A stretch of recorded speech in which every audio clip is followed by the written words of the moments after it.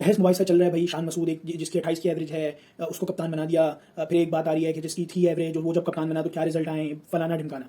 अब मैं बात करूंगा टेस्ट क्रिकेट की।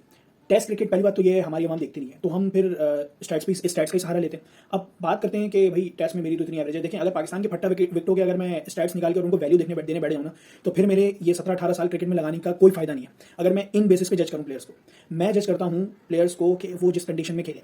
पाकिस्तान ने अपनी सेना कंट्रीज में पिछली 4 सीरीज कब खेली हैं, शायद आपको ये भी याद ना हो। पाकिस्तान ने पहली अपनी आखिरी जो अपनी सेना कंट्रीज में आखिरी सीरीज खेली है वो खेली है 2020 न्यूजीलैंड। उससे पहले पाकिस्तान ने खेली थी 2020 इंग्लैंड। उससे पहले पाकिस्तान ने खेली थी सेना कंट्रीज में ऑस्ट्रेलिया 2019, और उससे पहले खेली थी 2018 में। यानी आपके पिछले 5 साल में सेना कंट्रीज के टेस्ट सीरीज के टूर सिर्फ 4 हैं।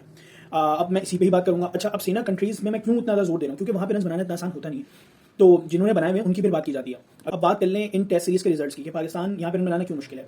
अगर आप साउथ अफ्रीका की बात करें तो वहाँ पर होती हैं बाउंसी कंडीशंस होती हैं, और वहाँ पे हमारी तारीख है कि हम शुरू से ही स्ट्रगल करते हैं। अगर आप इंग्लैंड की बात करें तो वहाँ पे हमारे टेस्ट रिकॉर्ड थोड़ा सा बेहतर है, हम वहाँ कुछ मैचेस जीते हुए भी हैं। जो कंडीशंस होती हैं वो स्विमर्स को ज़्यादा हेल्प करती हैं, वहाँ पे बॉल बहुत हिलता है वहाँ पे।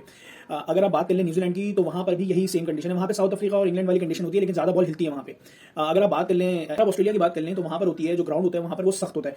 समझें कि इस तरह का ग्राउंड होता है कि अगर आप मिट्टी के ग्राउंड में खेलें और ऑस्ट्रेलिया के ग्राउंड में खेलें तकरीबन उतना ही उसी तरह का होता है। पाकिस्तान ने जितनी भी टेस्ट सीरीज हुई हैं इसमें साउथ अफ्रीका की 3 सीरीज हारा, ऑस्ट्रेलिया की दो मैचेस की सीरीज हारा, 5 हार गया 5 में से। इंग्लैंड आ जाए, इंग्लैंड में 3 सीरीज में से 1 में ड्रॉ हुआ और 2 पाकिस्तान, 1 पाकिस्तान हारा और 2 ड्रॉ हुए। तो आपके हो गए 5 2 5 1 6 आप हारे, 2 ड्रॉ करा। न्यूजीलैंड आप आ जाए, उन्होंने 2 खेला, तो यानी टोटल आपने 8 मैचेस खेले, 8 मैचेस में से आप 6 हारे और 2 ड्रॉ करे। अब बात कर लें, चले हार गए, अब बात कर लें हम बैट्समैनों की परफॉर्मेंस क्या रही। लोग बोलते हैं ना भाई शान मसूद की 28 की एवरेज है, आइए इसका भी पत्ता साफ करते हैं। और लोग बोलते हैं भाई सरफराज टेस्ट में है बेहतर है, अब इसका भी पत्ता साफ करते हैं भाई सरफराज की जगह रिजवान क्यों जाना, रिजवान क्यों बेहतर है टेस्ट में। तो अब बात शुरू करते हैं, स्टैट्स लेकर आते हैं सामने।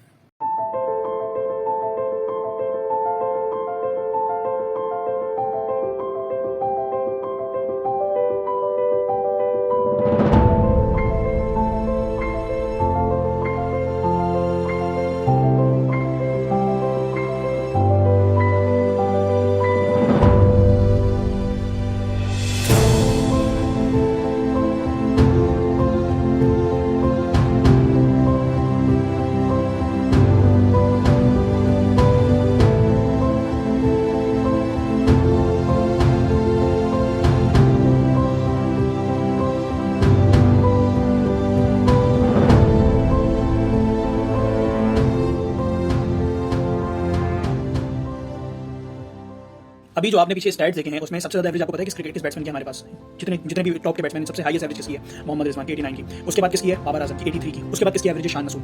अच्छा, अब आप बात ही कर सकते हैं कि भाई ऐसा भी हो सकता है कि कोई बैट्समैन की 2 सीरीज अच्छी चली जाए तो उसकी ओवरऑल एवरेज खुद बढ़ जाती है। तो आप ये बात भी कह सकते हैं फॉर एरर। तो अब वो बात कर लें जिसने सारी सेना कंट्रीज में सब जगह खेले, वो बैट्समैन कौन है और सारी मैचेस खेले, वो कौन सा बैट्समैन है, वो शान मसूद और अजहर अली, जिन्होंने सब जगह पर सारे मैचेस खेले, सब सीरीज खेली एटलीस्ट।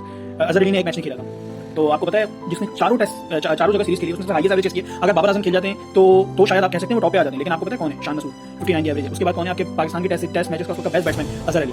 तो अब नेक्स्ट टाइम अगर आप शान मसूद के बारे में बात करें ना तो जरा इस स्टैट्स का चमाटा अपने ऊपर आप दोनों गाल पर एक बार मान लीजिएगा, उसके बाद शान मसूद के हवाले से मुंह खोलिएगा। शान मसूद ऐसा वाहिद बैट्समैन है जो कि आपको हर मुश्किल कंडीशन में याद आ जाता है। ऑस्ट्रेलिया का 2021 का T20, ऑस्ट्रेलिया में 2022 का T20 वर्ल्ड कप हो जाए, ऑस्ट्रेलिया में टेस्ट सीरीज हो जाए, साउथ अफ्रीका में टेस्ट सीरीज हो जाए, इंग्लैंड में टेस्ट सीरीज हो जाए, न्यूजीलैंड में टेस्ट सीरीज हो जाए, आपको याद आता है शान मसूद। इसके मुकाबले में इमामुल हक जो पाकिस्तान में होने वाले टेस्ट मैचेस मुसलसल खेलते रहे, उनकी आपको एवरेज पता है कितनी की, 38 की एवरेज ओवरऑल, मैंने अभी लगाया भी है उसको, और उनको आप टेस्ट मैचेस खिला रहे हैं। अब अगर कोई मुंह खोल के आपसे बोले मेरी तो 56 की एवरेज है, तो उसके मुंह पर ना उल्टे हाथ रख के दीजिएगा, उससे पूछिएगा तुम्हारी सेना कंट्रीज में एवरेज कितनी है। तो बस ये कहना था। और मेरे हिसाब से अगर आप एक्सपीरियंस की बात करें, अगर आपको वर्ल्ड टेस्ट चैंपियनशिप जीतनी है तो मेरी नज़र में सरफराज अहमद की जगह मोहम्मद रिजवान को टेस्ट सीरीज में खेलना चाहिए, उनकी परफॉर्मेंस बताती है सेना कंट्रीज में। बस ये कहना था।